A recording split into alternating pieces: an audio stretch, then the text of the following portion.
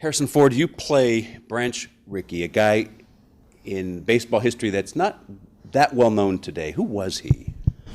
Wow. Branch Rickey was the general manager of the Brooklyn Dodgers at the time that Jackie Robinson was brought into white baseball.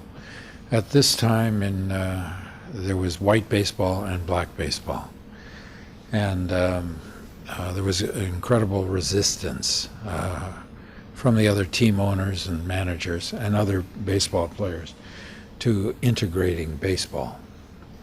And Branch Rickey was a man who had a very strong religious conviction, great moral conviction, that not only would it be important for baseball, but would be very important for America. And he'd had personal experience with racism in baseball and in life, and felt, at this time, at the period of time we're talking about, there was no basketball, there was no football. Baseball was America, and America was baseball. So what happened in baseball had a huge influence over the culture. And I think if what he did in baseball hadn't happened, it would have taken another 15 years for the civil rights movement to really achieve the results that they had.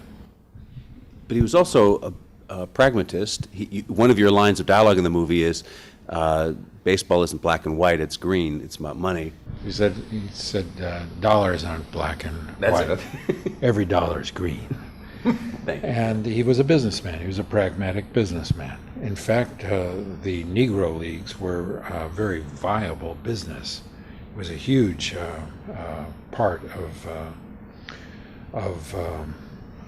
the life of black people at that time. Satchel Paige was flying around in his own airplane with his team. It was big business. When the Dodgers weren't playing at Ebbets Field, they would rent out the field to what were called Negro teams at the time. And so he understood that if he could bring everybody into the game, on the field and in the stands, it would be a better business model.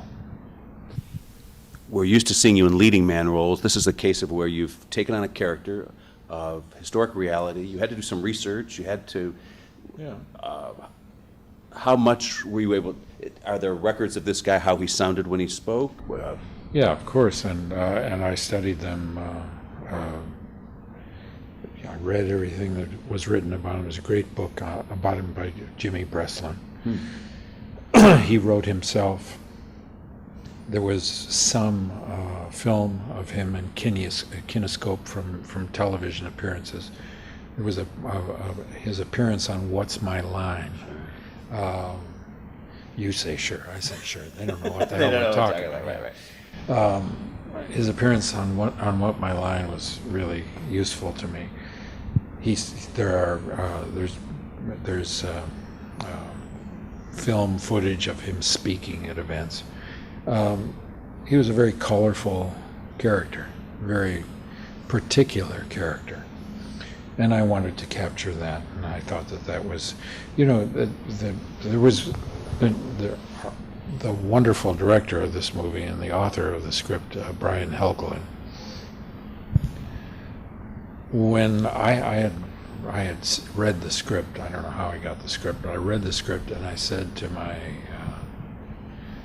agent, I want to play this part.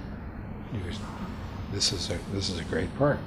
He said, well, he doesn't really want to see you for it because he doesn't, he doesn't want, he can't imagine, he wants a character actor.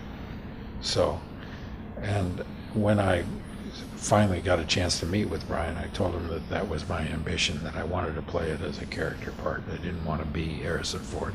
I could clearly see that there was no advantage to the film by having Harrison Ford show up in it. Sure. So that and whatever else, finally understood between us, gained me the opportunity to play the part. And it was really fun for me. I thought the story was really important and emotionally compelling. I thought it was time we remind ourselves again as a nation where we came from. And the kids are growing up these days with just a few lines in the history book about Jackie Robinson.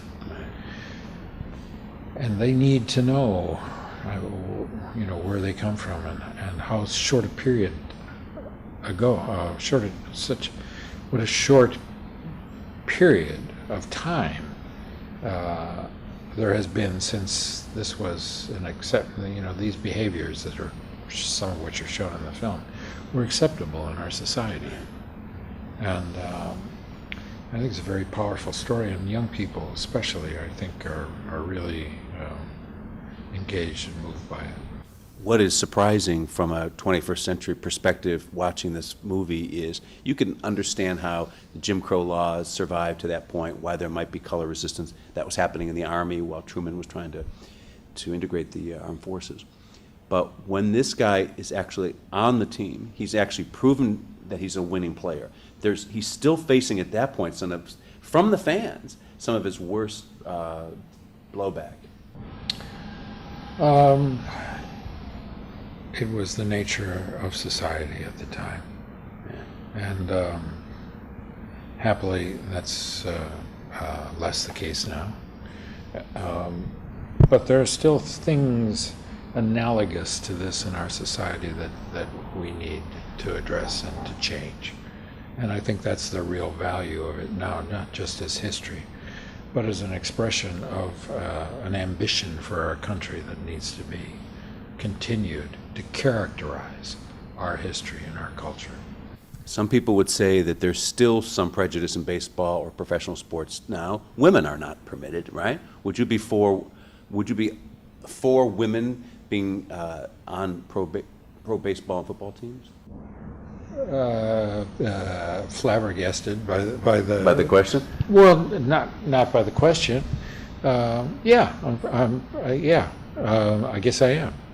I'm all for gender equality, but I don't really want to see women playing football on the same team. I just watched football last night. It's brutal. It's just, no, it just didn't occur to me to think about that. Right. And if you ask me now to think about it, I go, whoa, okay. Is that an ambition of women to play football in the NFL or whatever it is? Among some women, right? But yeah. you certainly don't hear a large screaming for it. That's true. Yeah. Well,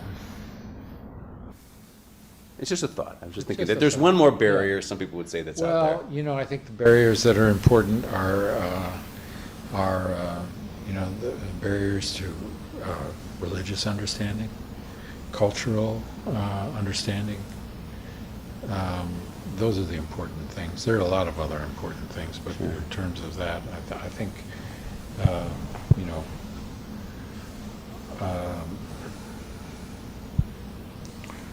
there will continue always to be issues of equality and justice and fairness in our culture and any other culture. These things have to be addressed. And they are addressed often most effectively in movies, right? Because we experience... Well, it was addressed in baseball before it was addressed in movies, and that was important. And that's what changed culture to a very large extent. Okay, thank you.